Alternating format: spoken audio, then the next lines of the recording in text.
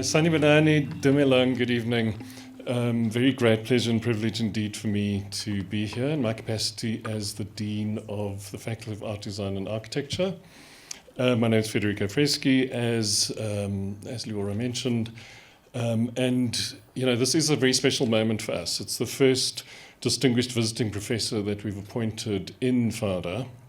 And the title of Distinguished Visiting Professor at the University of Johannesburg is awarded to individuals who are internationally recognized as leading experts in their academic fields, who are distinguished by their exceptional knowledge, insight, and global acclaim.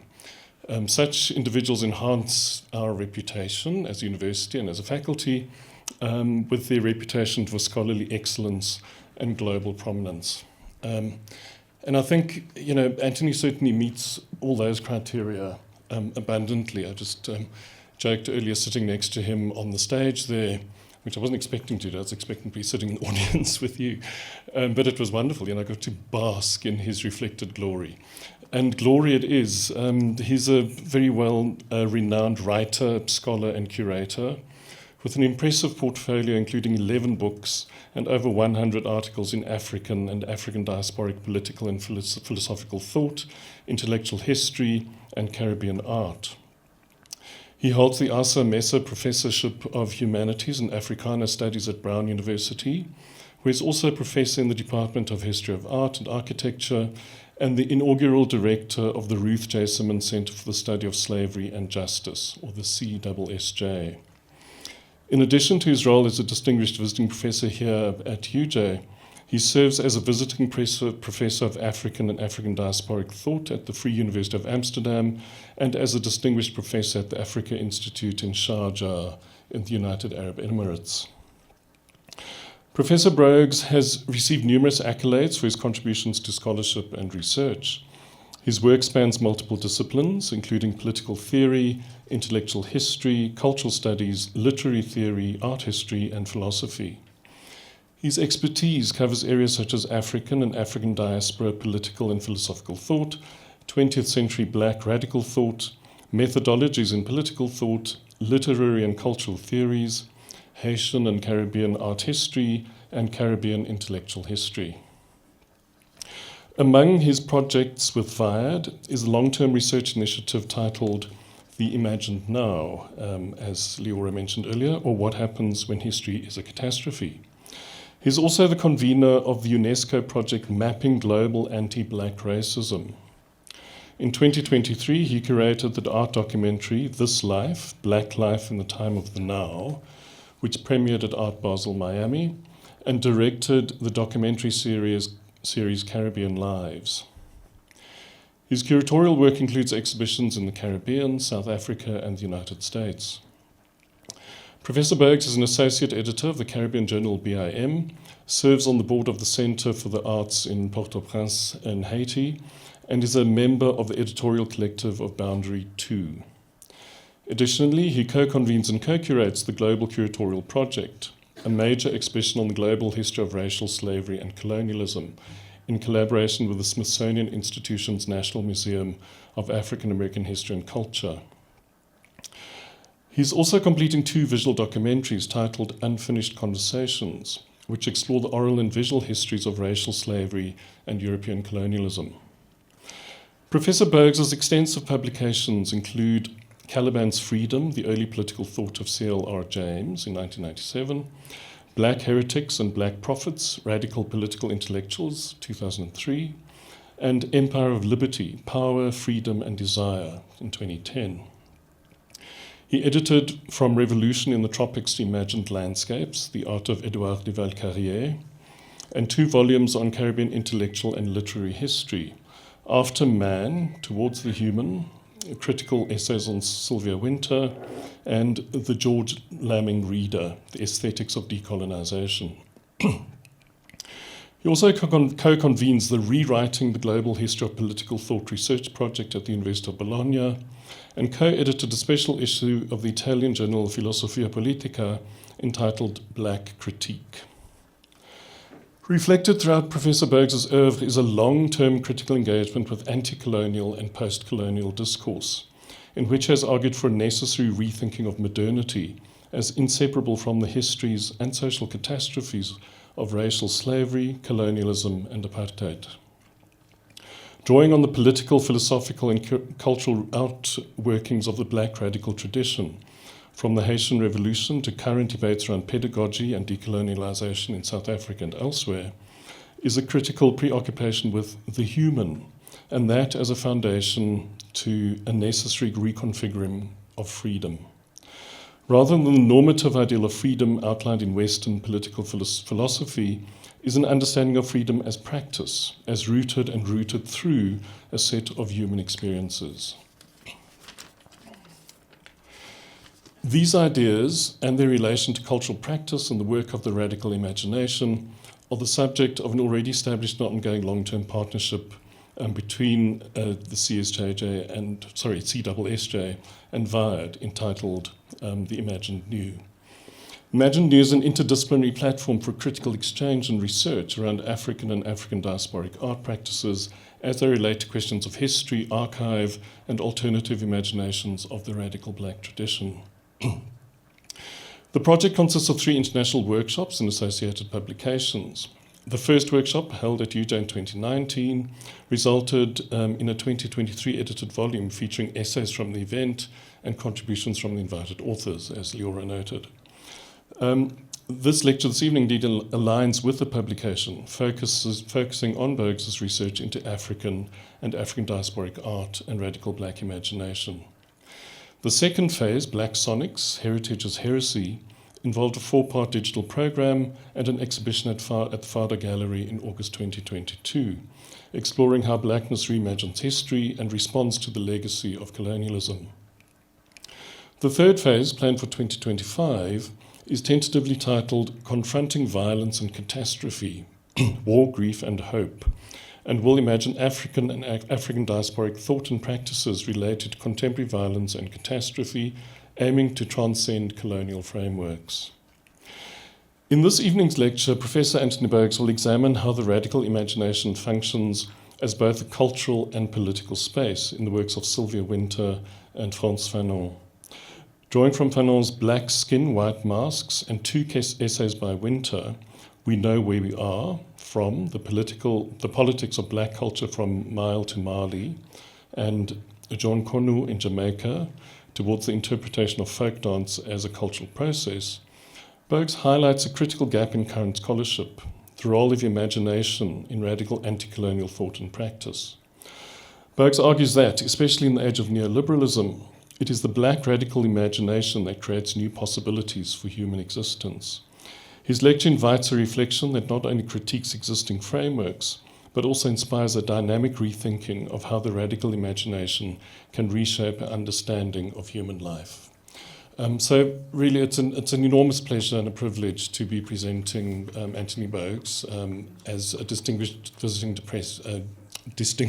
professor in the Faculty of Art Design in Johannesburg. Anthony, you really honour us with your presence, and we so look forward to this evening's lecture. Thank you so much for being here, and thank you to the audience. Thank you.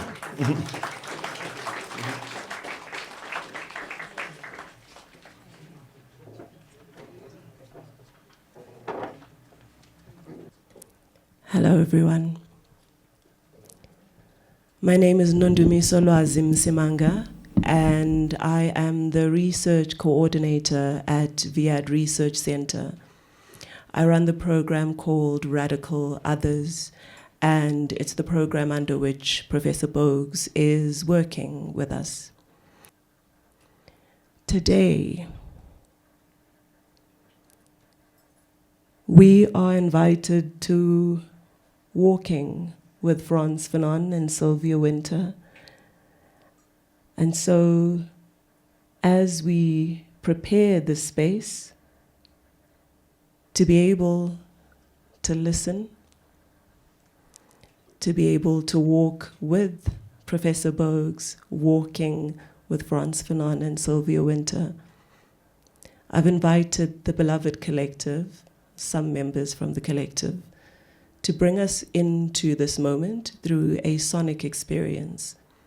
And this experience has been inspired by Professor Bogues' writing on the practice of freedom. beloveds. We'll start with Petunia Msani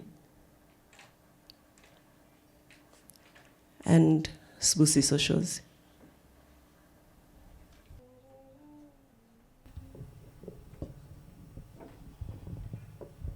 As we arrive, we find our way in the space.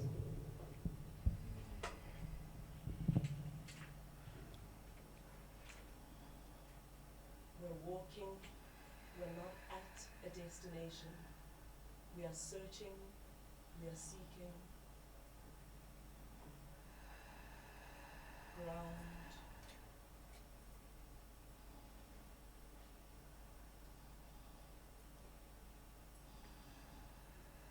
We're looking for different ways of listening.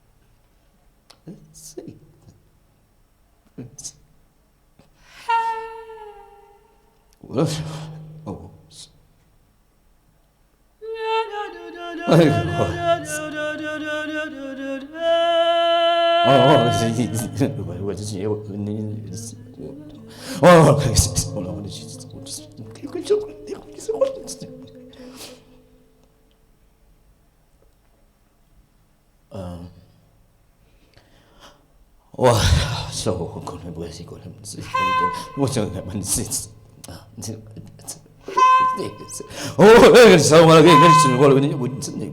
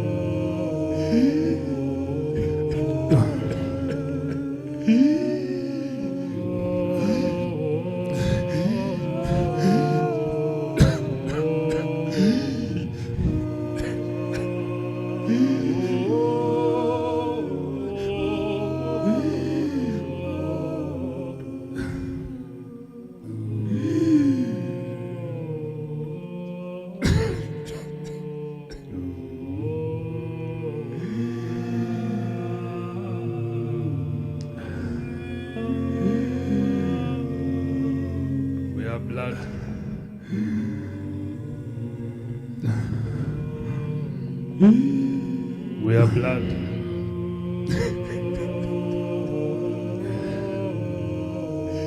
We are blood. Guns. We are blood, guns. We are blood, guns. We are blood, guns, blood. Blood shoots out of us so often. It's made us popular with coffins. Coughing out a generation of orphans, often offered up for sacrifice. Drops of blood bludgeoned out from within. Black blood has always been too thin. It's always run too fast. Even after feet give in, it knows what it means to keep running. Our blood keeps running, trying to run away.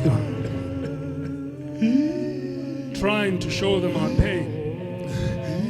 Trying to have them refrain from shooting, from looting our land, from exploiting our chapped hands, from destroying our sands. It keeps running down the same streets that are named in the name of black blood seeping. Our bodies are too familiar with the concrete. Our blood has been running on it for centuries, dripping from white hands.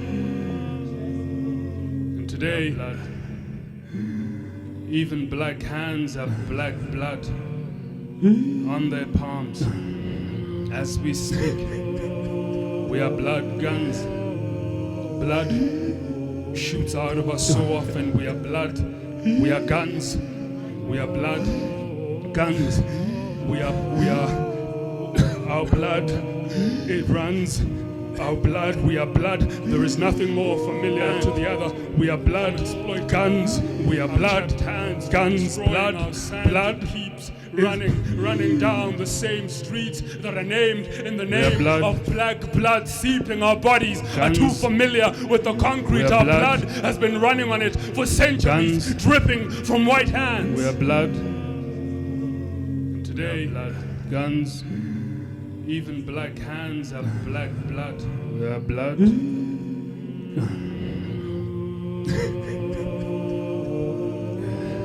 We are blood.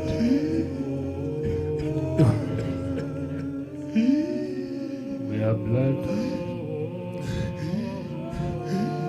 Guns.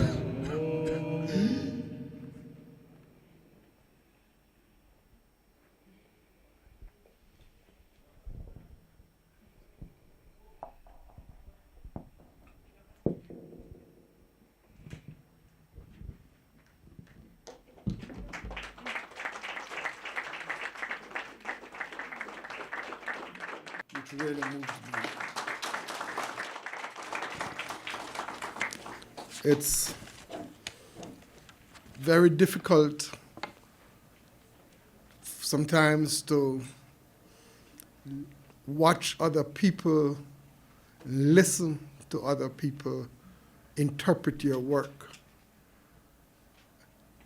But there's a way in which our interpretation must be free, must not be held down by the actual words themselves, which may inspire you.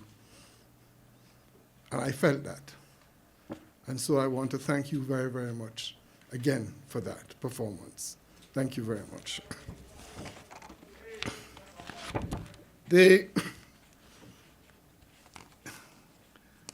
If I may begin with a set of thank yous before I begin my walk with Fanon and Wynter. Firstly, I want to thank all of you for coming to this lecture, both the audience in person as well as those online. Then I would also like to thank Leora, the head of VIAD, as well as Nanda Simon, and the rest of the staff of VIAD for organizing this event. Thanks to all of you for making this possible. Thanks as well to VIAD for appointing me a distinguished visiting professor. For me, a Caribbean person whose work has made attempts to grapple both with Africa and African diaspora, intellectual, political, and cultural histories, it is a signal honor to be appointed to the faculty of the University of Joburg.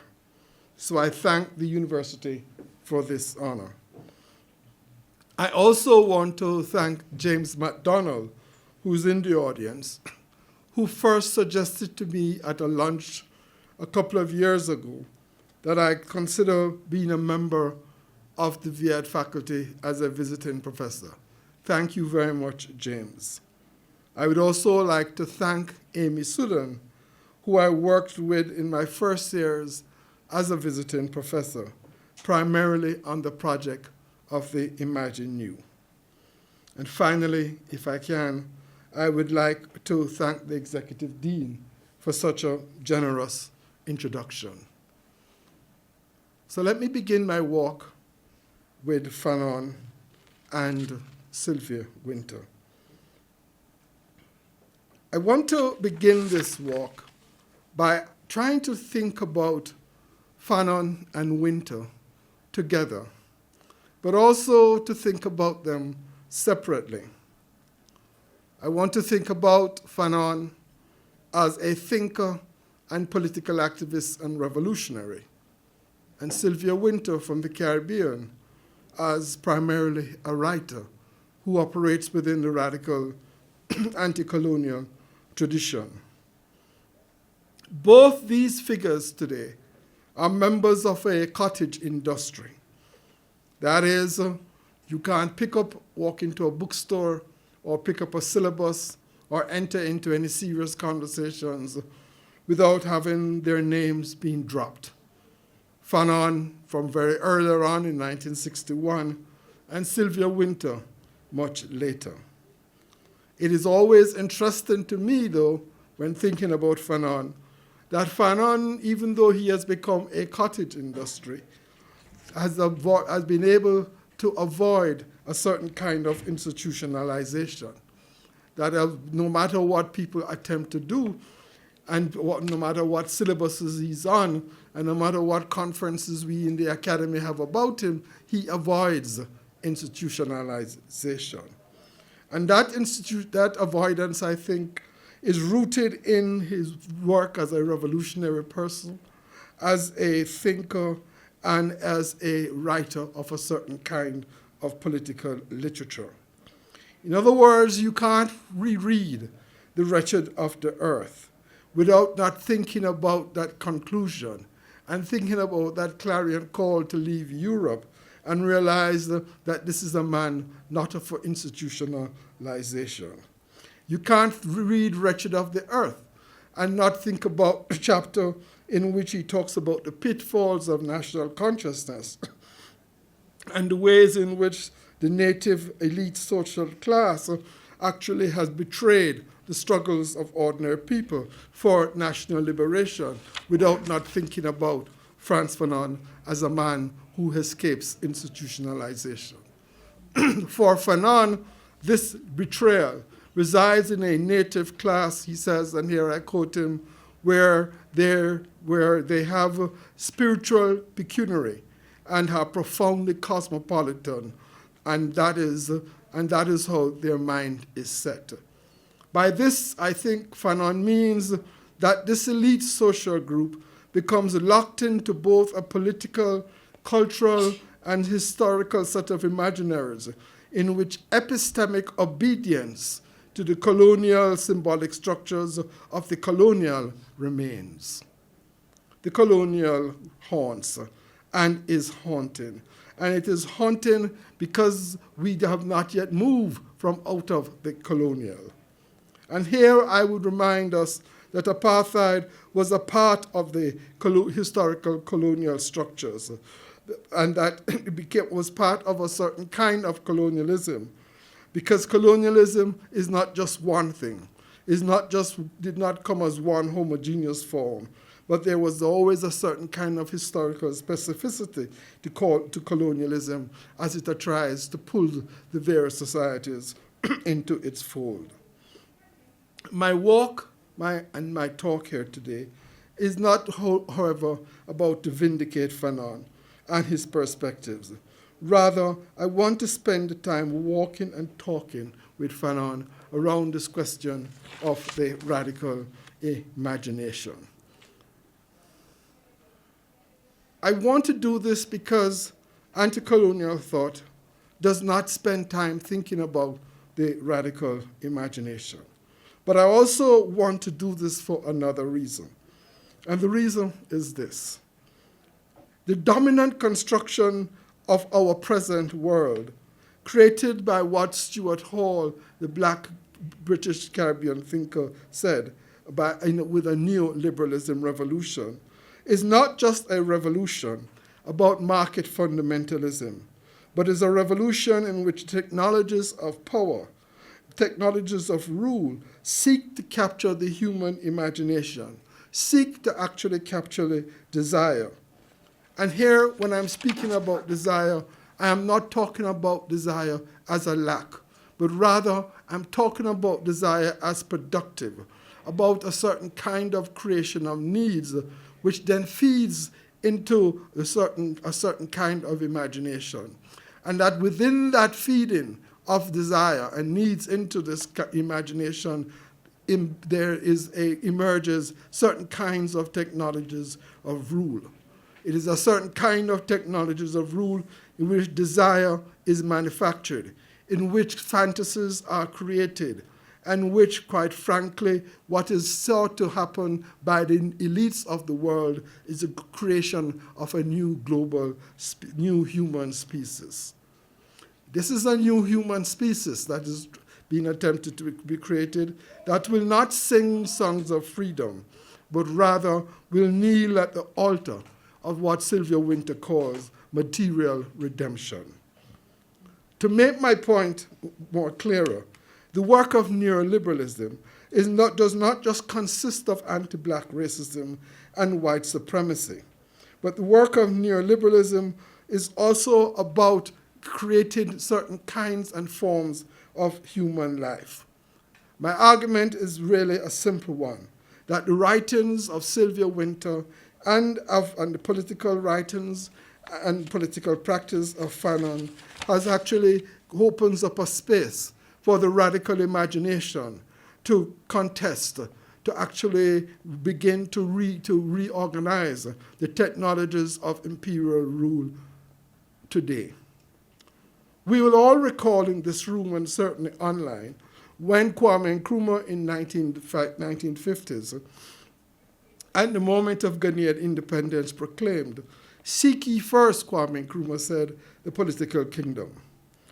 Nkrumah was drawing from an anti-colonial tradition, and the origins of that slogan can be found in the intense debates and discussions held in Manchester in 1945 at the Fifth Pan-African Congress. What this political slogan, "Seek ye first the political kingdom," did was that it had a limited horizon, however. It had a horizon which elided what Mudembe has called the invention of African subjectivity.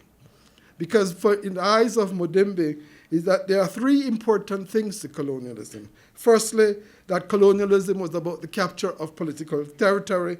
Secondly, that colonialism was about the development and the creation of a political economy of extraction. And then thirdly, colonialism was about the creation of the native, a kind of creation of a certain kind of epistemic obedience for subject formation. George Lamin, the West Indian writer, Caribbean writer, makes the point in regards to this point that European colonialism became the universal teacher.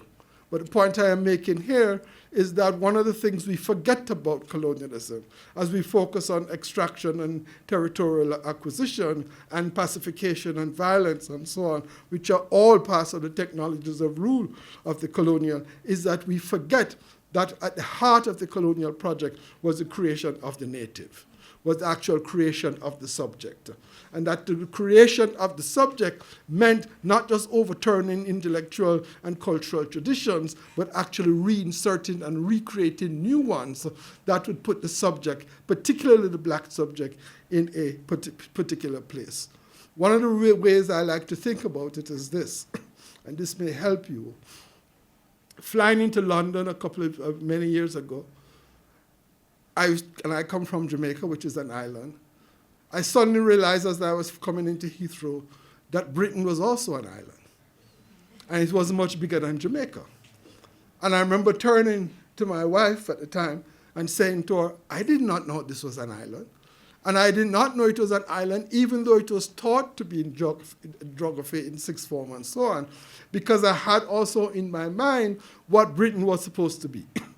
So what happened was that the imaginary, which I was bombarded with about what Britain was supposed to be, was not in sync with what? Was not in sync with the geographical location and size. And it took flying into Heathrow Airport for me to begin to realize this. And so the point I'm making is that to think about the colonial is also to think about this question of the formation of subjectivities, is to think about how, in fact, the colonial project is constructed around human beings, and as it is constructed around human beings, it has to create so-called new subjects, what the colonial people call the native. The proclamation of the sovereign nation-state by Kwame and others was accompanied, of course, by political equality, voting rights, in some instances in this country by political freedom. But this did not transform our societies, because although various things happened, more roads sometimes, more hospitals sometimes, more schools sometimes, not all the time, then what did not happen was what Amilcar Cabral calls the social transformation of our countries, nor the deep democracy that he advocated. In part, I would argue that this social transformation did not occur, as I've written elsewhere, because the anti-colonial political imagination, the nationalist anti-colonial political imagination, was limited to mimicry. And when it was not limited to mimicry, it operated within a framework in which there was a great divide between culture and politics. Politics became the domain of state practices, not even of mass activity, but that culture became something that was separate and apart from, from politics and from the work of the state. In other words, we forgot in our practices after in the post-colonial moment, in quotation marks, we forgot that Amilcar Cabral made the point that decolonization was a radical cultural process, as well as the process which involved the reclamation of history. And therefore, what we operated with was a limited view of what constituted the political. And so the political and its relationship to everyday practices was not foregrounded. This kind of limited understanding of the so-called political then began to operate under the notion of what we understood to be some kind of politics. What that then meant is that the political did not think about ways of life. The political did not think about desire. The political did not think about imagination. In fact, what happened is that the political that we practice was a political that drew a lot from Western thought. In Western thought, the question of the political comes out of the work of a man called Hobbes, who some of you may know. But for Hobbes, the matter of the political really circles around questions of security and of strength. For Hobbes, when he talks about the imagination, he regulates the imagination to the writing of poems. Security and strength resides in state formations. And I am not critiquing state formation per se. Rather, I want to posit a different form of the political, a form of the political in which imagination operates as is both base and foreground. And I begin this with thinking about Wynter. Sylvia Wynter, some of you may know, is a Caribbean theorist, very popular these days. Any cultural studies course, any course in theory, critical theory, in any university, picks up on her work. She's born in Cuba, and she grows up in Jamaica. And she has a biography, which we can talk about after this if you wish. But in 1977, in the United States, she writes an article. She's now living in the United States. She writes an article called Black Culture, from the Politics of Black Culture, from Myalism to Bob Marley. This particular article was presented at a conference and is deeply shaped by the second part of her yet unpublished work, Black Metamorphosis, a work which is we're in a remarkable 900 set of pages on race, slavery, and capitalism. Wynter both critiques and extends Marx's work. She writes also in this particular unpublished work about black music and about black culture, particularly engaging the work of the blues. In this essay, however, on Bob Marley, she makes it clear that the heart of the colonial and neocolonial project in Caribbean society is the following, and this is what she says. In the dominant symbolic order, blacks occupy a place at the very bottom which was organized by what she calls unequal valuation, and which was, she says, logical to the rational processes of capitalism. For Wynter, therefore, the business of blackness and being black and the position of black as disposable, black as lack in the colonial order was really embedded and worked through not just through economic and political structures, but was worked through the symbolic domain. For her, the technologies of rule of colonialism embedded itself within the symbolic domain, embedded itself within what I call a network of symbols and codes that configure our own cognitive process, and that through that network creates hegemony. I apologize for this. I was in Cape Town where I'm making a film, and I'm afraid of Cape Town weather, of constant rain, and sometimes having to be in the rain with the crew was giving me this. So my apologies for the cough. But to think about the symbolic order that Wynter is talking about, and to think about how that network of symbolic order and codes of the colonial, along with a certain kind of episteme, creates subjects, is what Wynter is preoccupied about. To come back, therefore, to Mudimbe, how colonial subject formation is created. Indeed, a fundamental point of human society. How is, in fact, our subjects created? For Wynter, to contest this kind of symbolic order requires a counter-symbolic order. I cite her on this. This counter-symbolic order, Wynter says, is a rejection of the dominant formal system, the transformation of, to quote her, of a signifying sign in which the self is constituted. It is not a simple inversion of terms. Rather, there's a displacement of signs. End of quote. And what I think Wynter is talking about here, because she's going to be using Marley and Rastafari as the examples of what she's saying, is that when you look at the black figure that attempts to, in fact, confront the colonial order, and that what you will see is that that black figure attempts to overthrow that colonial order first at the level of the symbolic. And that level of the symbolic becomes absolutely critical, but not only is it absolutely critical, it actually produces a certain kind of politics of black culture. And what my argument is that those of us in the radical anti-colonial movement, radical anti-colonial thought, have not actually paid attention to that. What we have done is paid attention to politics with a capital P, which means parties, etc., etc., and all these are important.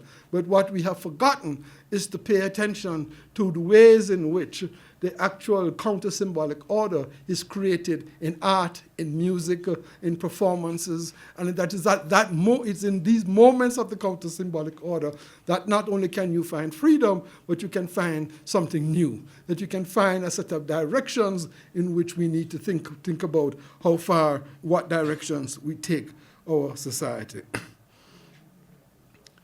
In this particular symbolic order, that counter-symbolic order that Wynter is talking about and using Bob Marley, I would argue that there's a certain kind of sonic language, a language in which quite frankly, the lyrics and the sound become an elemental power, not of inspiration, not to be inspired by, but that the actual lyrics and the sonic and the sound becomes part of the processes of negation itself.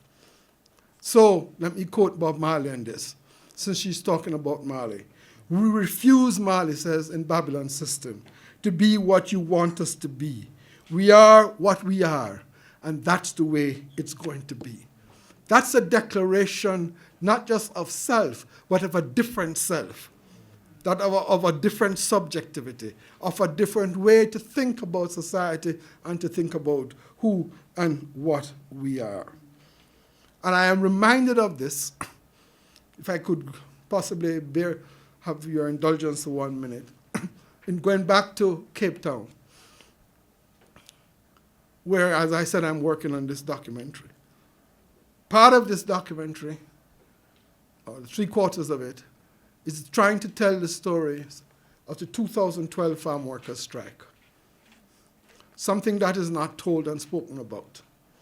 And in interviewing one of the strike leaders, I noticed in his small room, living on the farm, really small room, I noticed that he had a boombox. And I said to him, "You love music?" And he said, "Yes." And I said, "What music do you love?" And he gave me a list. And included in that list was Bob Marley. And I said to him, "Which Marley song do you like?" And I thought he was going to say war, because they're in conflicts right now with the management. But he didn't.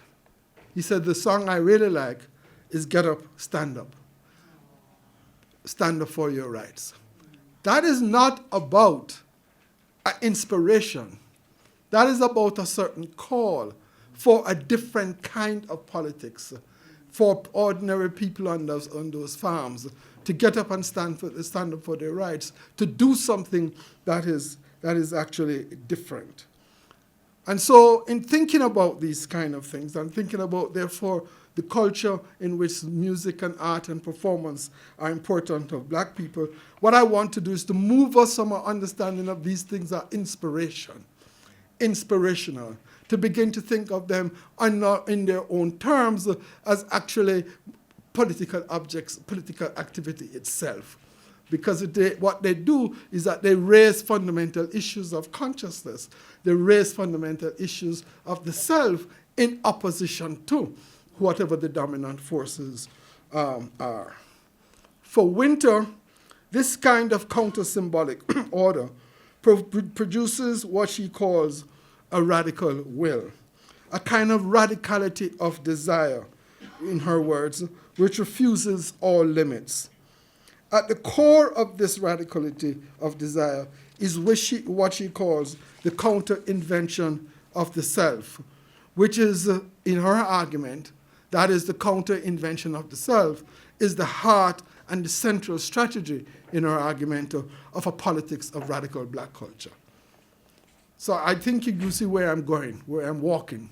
I'm walking, saying, not just thinking about politics, but thinking about politics in a different tenor, thinking about politics in a different sonic relationship, thinking about politics as a certain kind of artistic practice, thinking about politics because of what I would argue that at the heart of politics is not parties, is not state formation, but is actually the activity of people. And that what we have done as in the 21st century is that we have actually kind of moved from there. But while we have moved from there, those who rule us have not moved from there. And this is the one part of the argument. What happens is that the elite that dominate us under neoliberalism, what they seek to do for the first time in human history is that they have violence, Gaza, etc., the way black life is treated. They practice all of that. But they also want to practice capturing our imagination, capturing our desire. Because if they capture our imagination and desire, then they don't need to hit us on the head too hard every time. Because we will then do what we think we're supposed to do. And what they do is that this capture is done under the sign of freedom. So that wherever you go, and you see the way people talk, you see what people do, you see what people are, and black people are enamored with, and so on. You have to ask yourself, what is it that is happening here? Who is setting the terms of what we desire? And I'm not talking about house, and I'm not talking about water, and I'm not talking about those things that are an education. Those things are fundamental to any human life today on earth. What I'm talking about is a way in which dominant society is organized, not just through violence, but through a way to capture our desire. So we think we need certain things, and that those things becomes our freedom. So therefore, what we have done is that we have transformed a certain black understanding of freedom, which comes from slavery, colonialism, etc., to what I like to call a freedom of nothing else but consumer choice. And that then becomes what Sylvia Wynter would call material redemption. And therefore, we then do not begin to think of a different kind of politics that can free us from that kind of material redemption. This kind of freedom that comes out of the black imaginative practices, I would argue, operates in opposition to the post-colonial state, post-apartheid state. It does not seek liberation within what some people would call productive forces, but rather seeks to overturn the entire capitalist order alongside a neoliberal concept of so-called man. Again, I go back to these interviews I'm doing. What to me is interesting, beginning with talking about the strike, is how both men and women, and particularly women, talk about their own self in that strike, and about how what the kind of courage, the kind of energy, the kind of ways in which that strike reorganizes their lives, but more importantly, reorganize their sense of self. And reorganize their sense of self, particularly for women, so that they do not stand for patriarchy. It's fascinating to me to interview some woman who says, me and my husband left each other. And you say, why? Well, he couldn't stand the work I was doing. Right? Which means that he was organizing and she was doing certain kind of work, so that her sense of self was then transformed into, into something else. I want to say that in thinking about Wynter and this, is that it's important to understand that for Wynter, and this comes out of the essay in 1968, that she does not spend time thinking about political history or economic history, although those things I want to repeat are important and critical, not negating them. But for her, what is critical is what she calls a cultural history, a kind of history in which she says the practices of ordinary people attempt to humanize the landscape that they live in. And they attempt to humanize this landscape, she says, thinking about and creating what she says a panoply of gods, a panoply of dances, a panoply of a certain kind of different cosmology about life itself. And what I would therefore would want to say to people is that is something that we as intellectuals, we as scholars might want to pay attention to. We might want to pay attention to the different cosmology, to the different practices, to the different ways in which everyday people actually try to make life. I just want to say one, and then I move on to Fanon. I changed Wynter as my walking companion and make Fanon my walking companion. I was looking last night at a long interview by somebody called Buju Banton, who some of you may know. And 3/4 way through the interview, I wrote my thesis supervisor, who is still my good friend. And I said to him, you know, Prof, we don't understand yet what ordinary people think and do. Because when he was outlining a set of folks who mentored him and who were important to his music, I suddenly realized that not many of those people I knew, and I know music, Jamaican music, but he was talking about a certain kind of relationship with a set of people in communities from which he comes from, and he comes from a poor community, in which they had a whole set of language and a whole set of ideas about what life should be and what music should be. And that is what mentored him. And so that to think through, therefore, these things, to think, therefore, of questions of culture, is to think not now of culture as an abstraction, but to actually think about culture as a set of deep embedded practices of ordinary, everyday black people as they are trying to make life for themselves. And I think that is something that we might want to actually think about. Because if we do, then that becomes a different basis for us to begin to think about what the political might look like. If I could just walk to this. I was walking with Fanon and left black skin white mask. So I have to go back to home to pick it up. Short trip. Great, short trip. So I want to now walk with Fanon for a bit. It seems to me that Fanon, in his work, creates a new genre of writing, and that one of its features can be found in the two conclusions, first of Black Skin, White Mask, and then of Wretched of the Earth. And I want to congratulate the translation of Wretched of the Earth into isiZulu. I think that's a really remarkable event. But the two conclusions of Black Skin, White Mass, of first Black Skin, White Mass, and then Wretched of the Earth, in my view, provides a different way to think about certain things around politics and, quite frankly, the human. In the Wretched of the Earth, the conclusion is 6 pages, only 6 pages.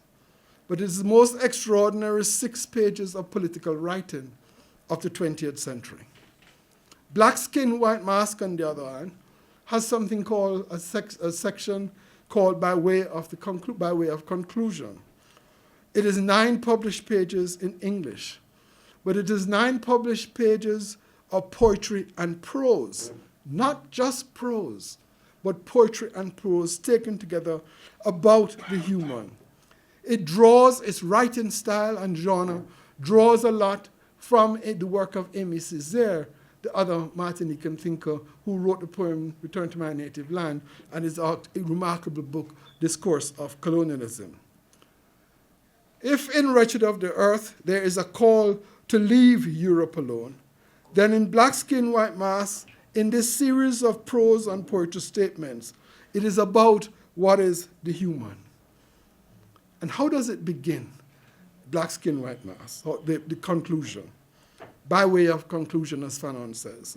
It begins with a quotation from Karl Marx's 18th Brumaire, where Fanon quotes Marx saying, social revolution draws its poetry from the future. And in drawing it from the future, the content exceeds the expression. It seems to me, therefore, that we do not have, at the level of the subaltern Black political and cultural practices, languages in which we can express the counter-symbolic. In other words, we have the music, we have the art, we have the performances. But do we have the language that expresses that? In other words, does the content of these practices that I'm talking about exceeds their expression? Or put it another way, can we find the language to understand the actual content so that content and expression and understanding operate in sync? In the chapter, by way of conclusion, Fanon critiques Senghor and his practices of negritude. But he also does some other things which are important. And if you would just allow me, while walking with Fanon, to just cite a few things that he says, which you might find interesting, and which I find we don't pay attention to when we read Frantz Fanon. And this is what he says. Some of the things he says, which I think is important. He says, it is really through the business of trying to recapture the self and to scrutinize the self, Fanon says, that there is a lasting tension of freedom and that men will become to create a different world. Superiority, question mark, inferiority, question mark. Why not the simple attempt to touch the other, to feel the other, to explain the other to myself? And this, I think, is deeply important because it is not just about recognition. It is about a certain understanding between us as human beings where we can explain each other to each other, which means what? Which means that we have to be open to the consciousness, to use his words, open to the certain consciousness of each other. He then says, something which I think is really important. He says, was not my freedom given to me in order to build the world of the you? And the English translation has a you on the italics. And this building of the you seems to me to be the critical thing in trying to think about the world today. In other words, it's not building of myself, which is what neoliberalism tells us. A kind of rational cost-benefit analysis about self. But rather to think about the question of the you. And this question of the you, I will want to argue, is about the question, or resides around this question of what I call a kind of relational self. That is the self never in singularity, never in single understanding, but the self always in relationship to others that make up the self. And I think that this understanding, therefore, of a politics of a you, of a politics of this relational self, becomes critical for us to think about the business of the political. It involves, as I see it, three things. One, a common association, an understanding about us as human beings living in common association. And understanding that common association also means to understand that we are not masters of this earth. The colonial project operated under the idea that it was masters of the earth. As masters of the earth, it has destroyed the earth. The ecology and the environment and all that people are talking about did not start with poor people burning wood somewhere, which is what some people think. It actually began in the 1500s when the secular colonialism in North America and in Latin America, and then secular colonialism in this part of the world began to destroy the environment. That's when it began. And it began because there was a certain understanding of European colonialism, not just as universal teacher, but as masters of the earth. So common association means what? Means common association, but also means an understanding that we are not masters or mistresses of the earth. Secondly, that if you're building a relational self in a world of the you, to quote Fanon, then you are also thinking about the ways in which there's an absence of all forms of domination. Gender,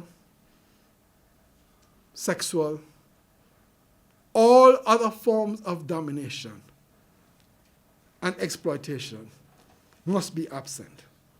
Those are not normal things for human life, although we think they are normal because they've been with us so long. Those are things that have been created within the framework of a colonial and capitalist system, and that we need to take cognizance of and how to deal with it. Thirdly, I also argue, to get to this business of the relational self and the world of the you, to understand, therefore, that what? That society is not just about structures. I was trained as a social scientist, my first degree, and I was drummed into my head, structures, structures, structures, until I began to realize that structures are not independent of human beings. And that, therefore, when you are talking about structure of something, what you're talking about is relationships. When you're talking about an economic structure, you're talking about the way some people work and the way wealth is created. Who does that? It happens in a set of relationships between people as they do this. And so that when you're talking about politics, you are talking about what? Relationships. You're talking about people in relationship too. So if you're thinking about economic activity or political activity, even in the conventional form, you are talking about what I like to call this ensemble of relations. So not just structures of society, but actually think of society as really a set of relationships that in which people are engaged in wealth, in which people are wealth making, people are engaged in politics, or people are engaged in whatever set of activities. My argument about this relational self and these ensemble of relationships is that at the heart of the common association is what I call a radical form of equality. In other words, that you cannot begin to think about societies without forms of domination. You cannot begin to think about the relational self and the thing of the you that Fanon talks about unless you begin to think about a certain form of radical equality between all human beings that live in a society, which means getting away with beating down, as we would say, anti-black racism and white supremacy.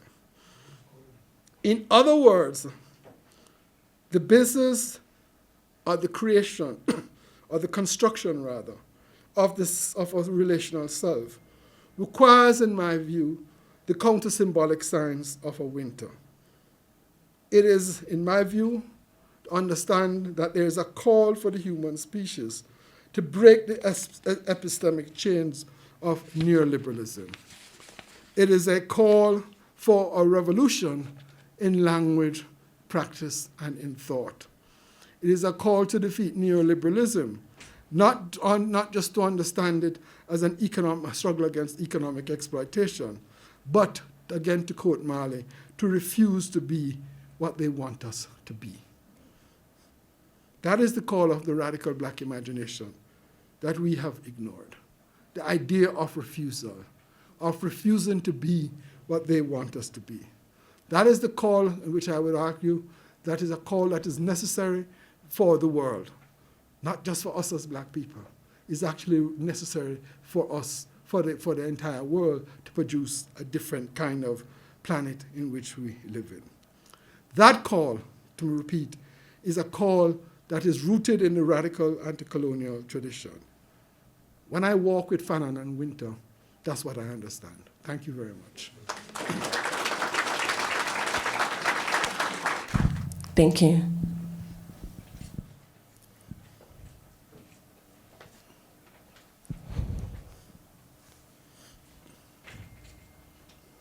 Yeah.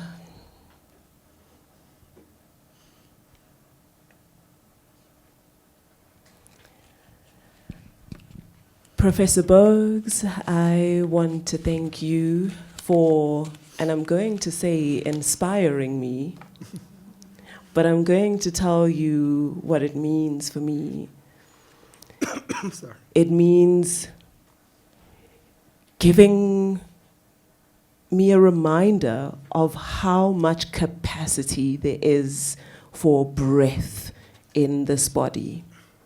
It means expanding my sense of being in this world, my sense of making art in this world, my sense of what art might be. So thank you for the breath that you bring into our bodies. Thank you.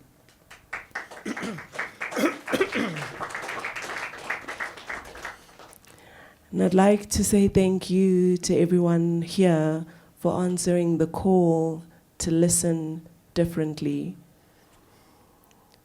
The way we're listening now is different to how we were at the beginning of this evening. So thank you. We're going to go into some comments from you here or anyone online. We're not going into a Q&A. This is not that kind of day. Today we are really trying to engage in listening.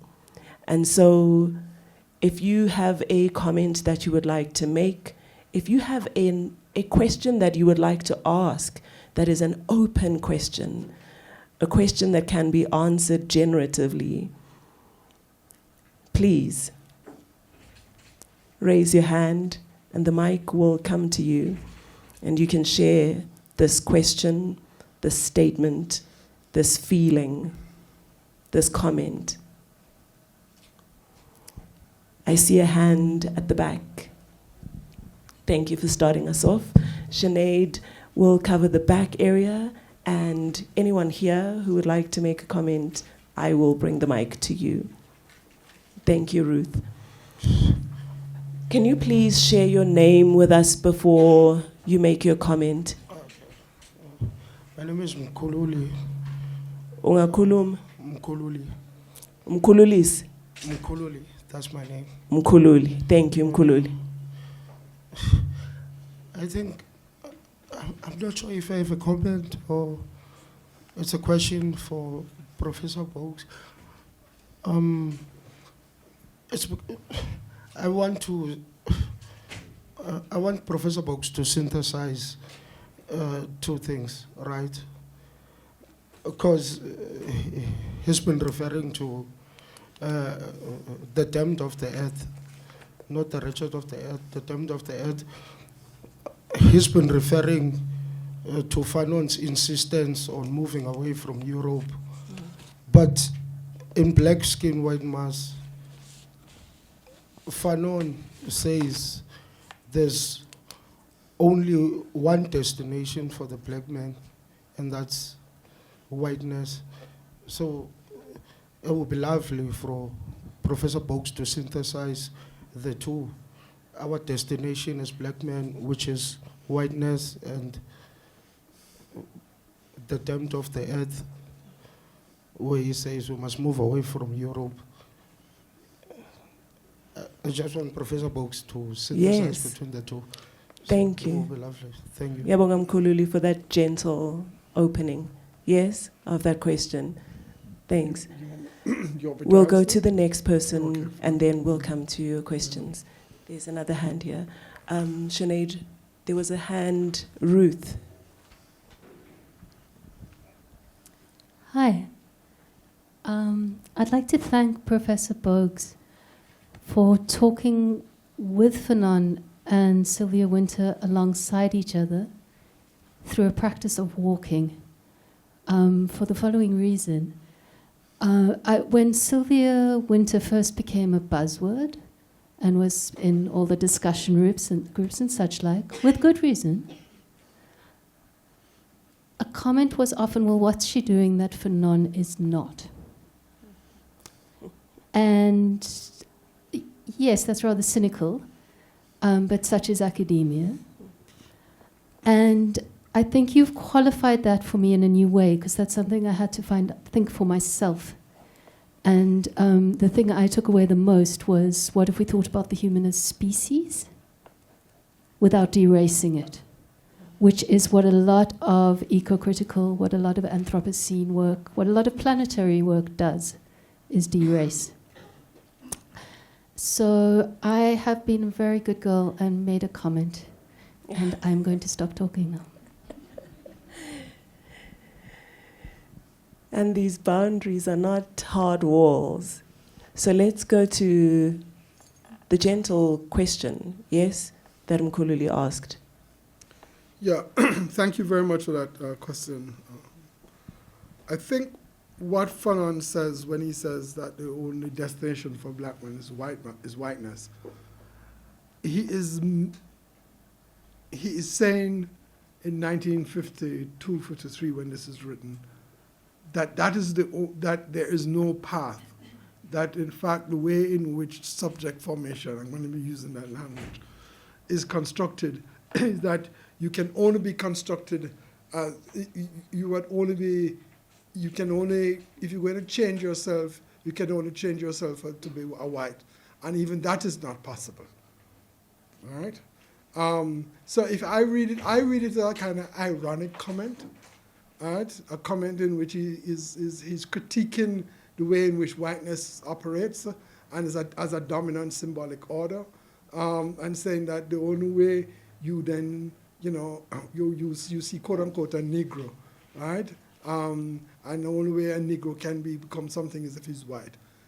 I think it's also really important to understand that Fanon is actually writing in the 1950s, in the middle, just before the Algerian Revolution, black skin, white mask, but also very importantly, to recognize something about French colonialism.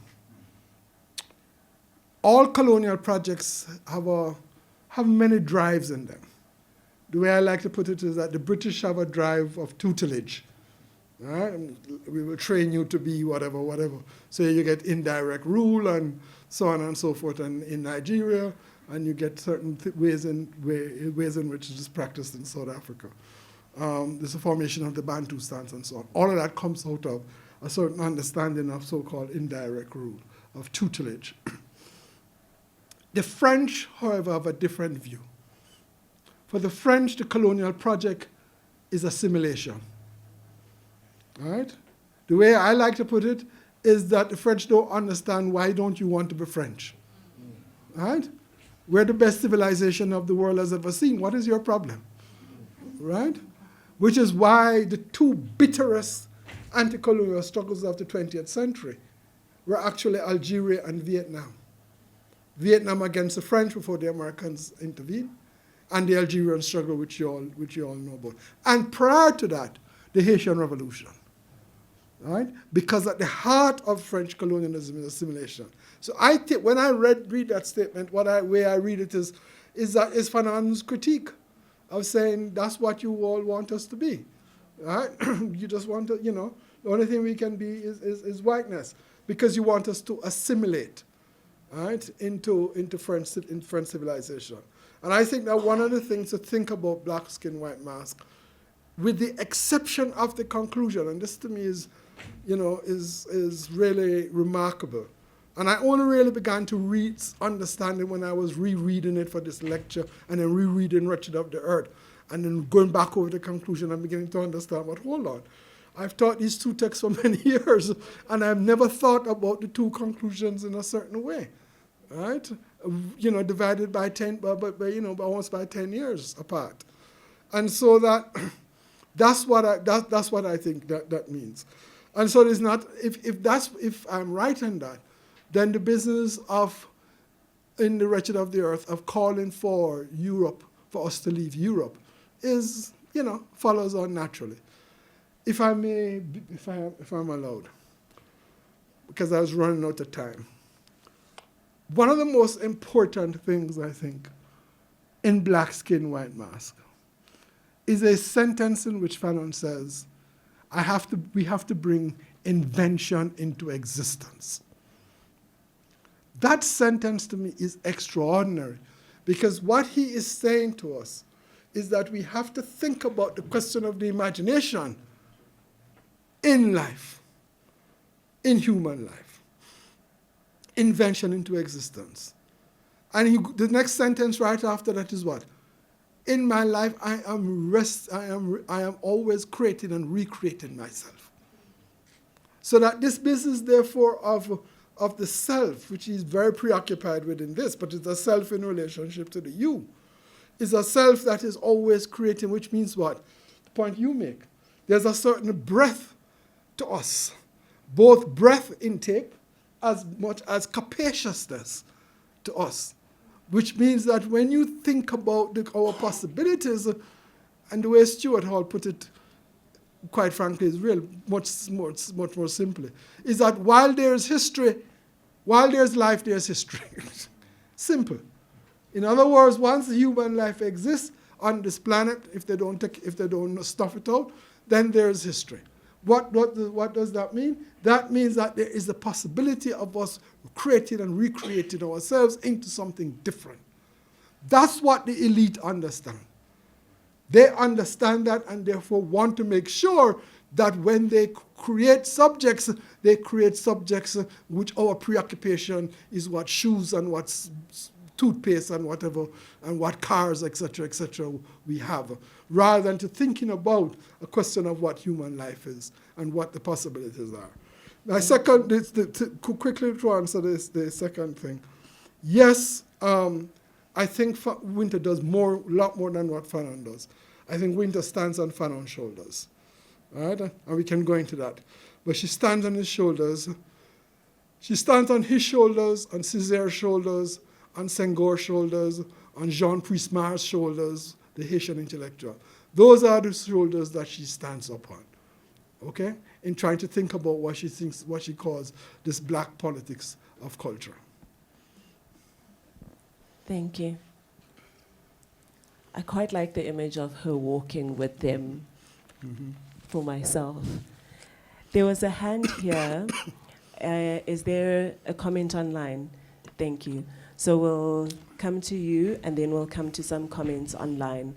If you do have a comment or a free open question, like Umkhululi has opened us up to, please raise your hand, and I will come to you after the person online.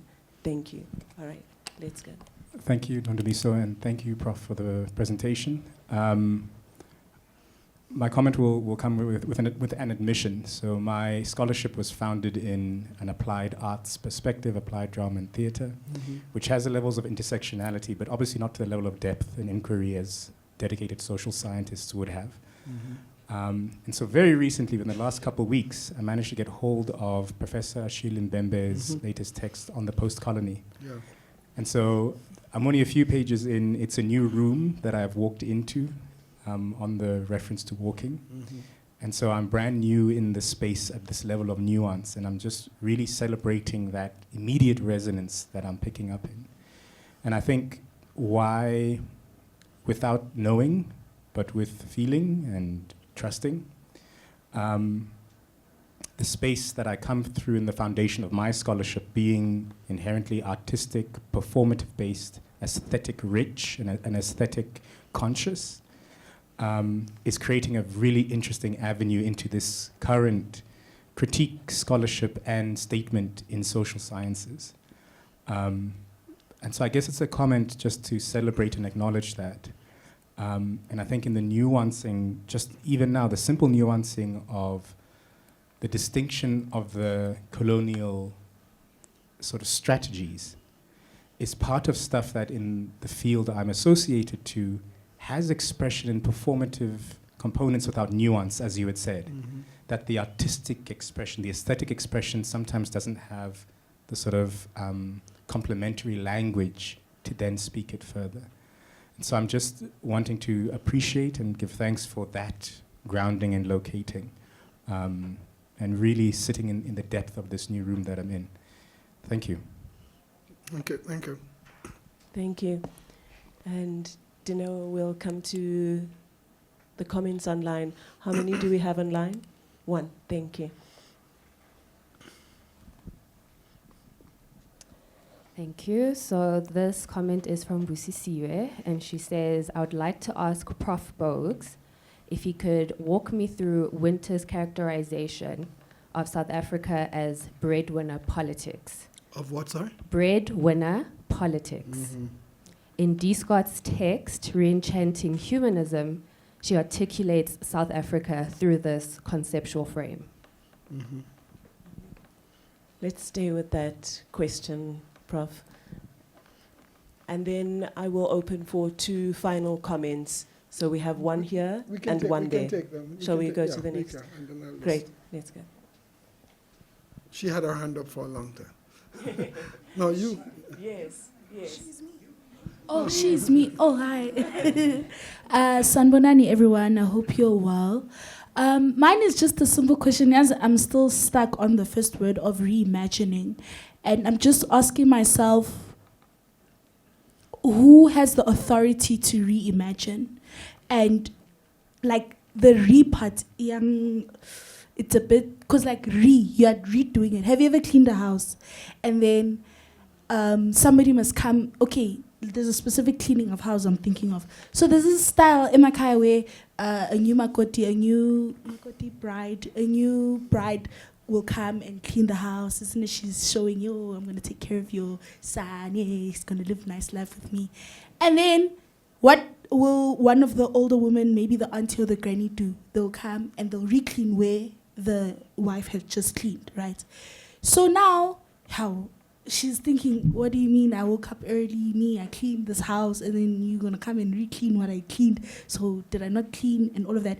So why I'm stuck on the re-part is the practice of repeating something or like doing something again happens in dialogue to the thing that was done before.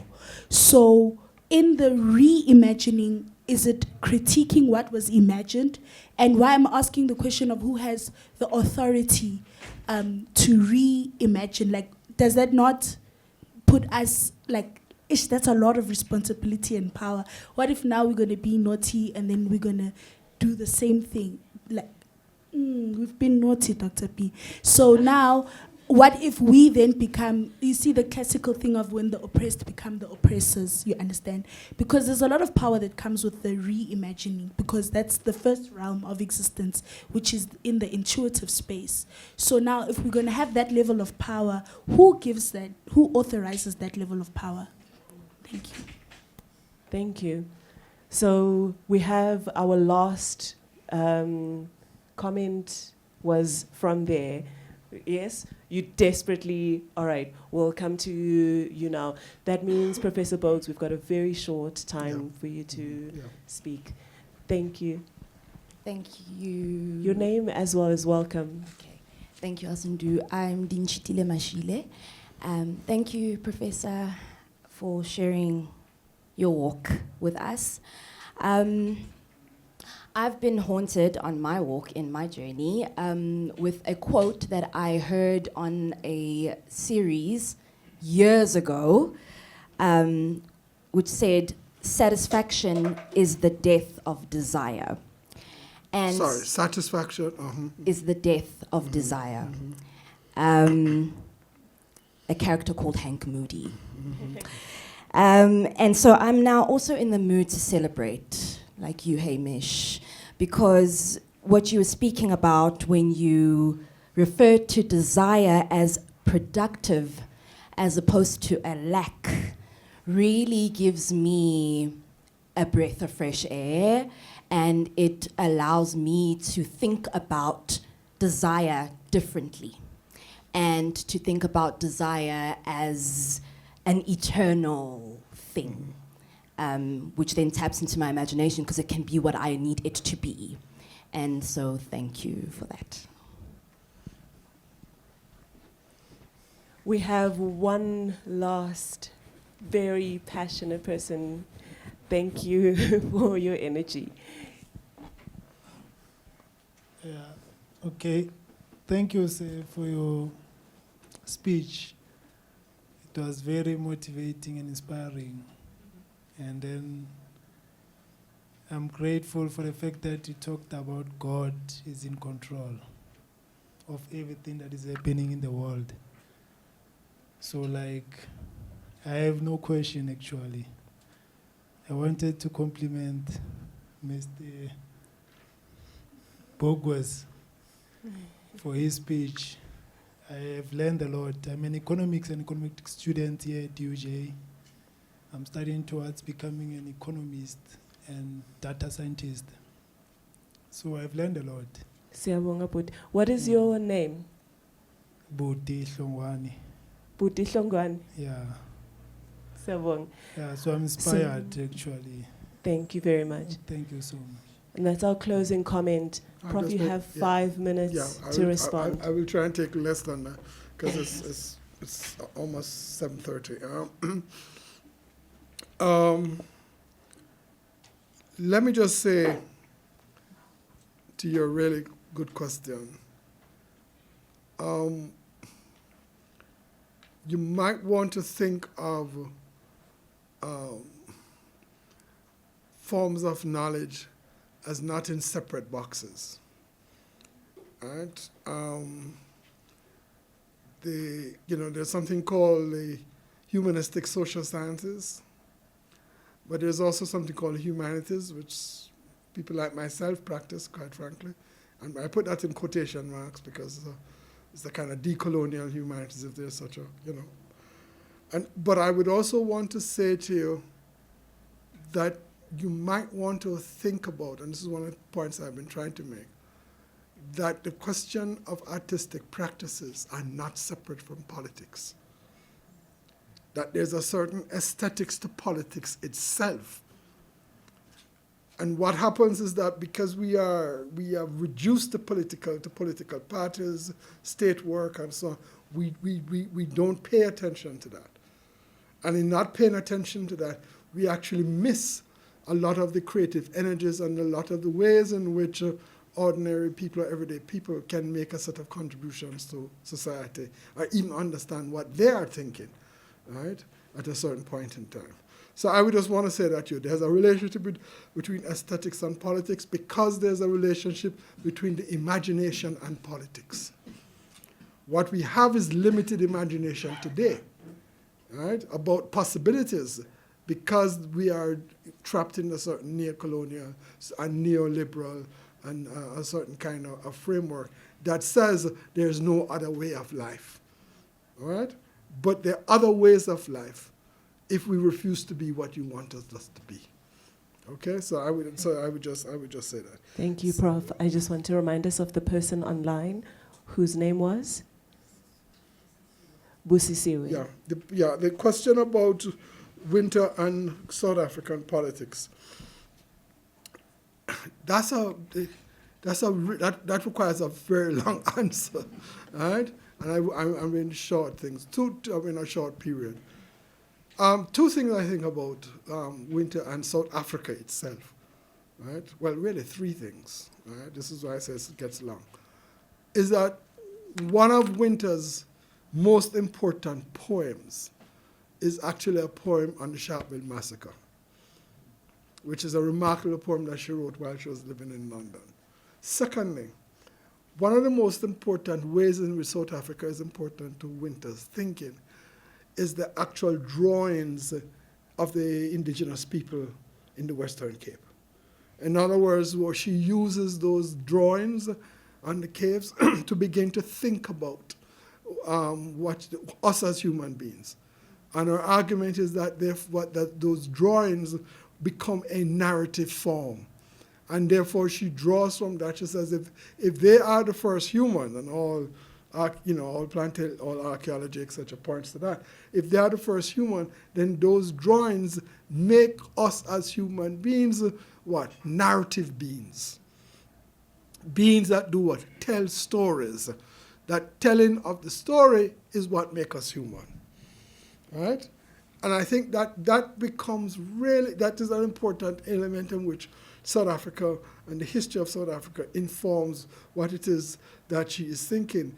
Because if you say that we are narrative beings, then what you're saying is that economics is important, but not that economics is not the only thing. All right? And I keep on saying economics is important, please. Don't, people are poor, etc. But there's we are stories that we have to tell, and we tell those stories in dance, we tell it in the sonic, we tell it in art, and so on, which is why, again, the question of the political. And the question of what I understand, which is the great winner of politics, I think she's talking about apartheid. That there's a way in which apartheid, since 1948, has become, or became for some time, right up until 1994, obviously, became the apartheid regime, was the kind of last major winner in the colonial regime, right? For the history of colonialism, from which she would date from 1492, from the Columbian voyages, right? So from the Columbian voyages right up until South Africa being the last big major colony. There are other colonies, quite frankly, but South Africa is the last major one. And that's what I think she's talking about when she talks about politics in South Africa. The final question about authority and imagination and reimagination. The can be problematic, but I don't know of anything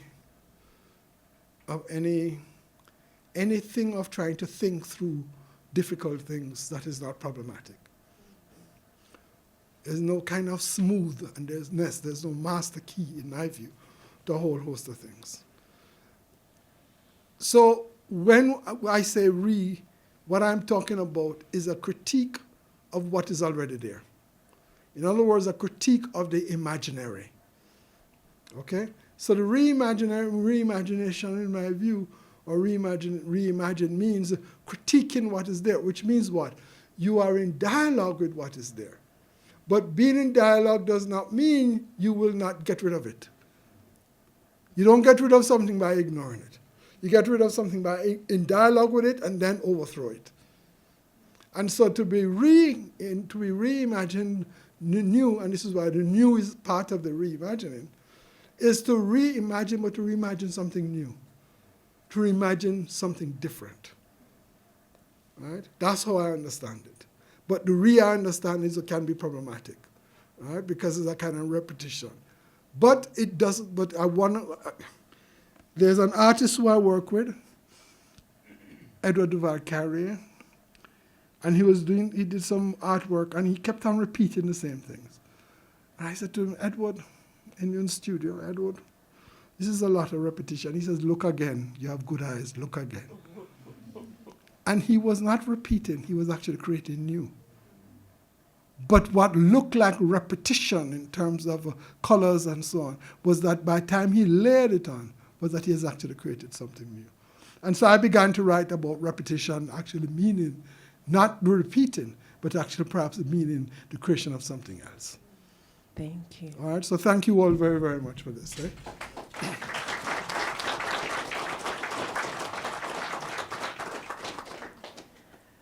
Professor Bogues, your generosity means that it is going to be a wonderful time having you as a distinguished visiting professor, because it means that we will have more time with you here. I would like to invite a massive round of applause for Professor Bogues.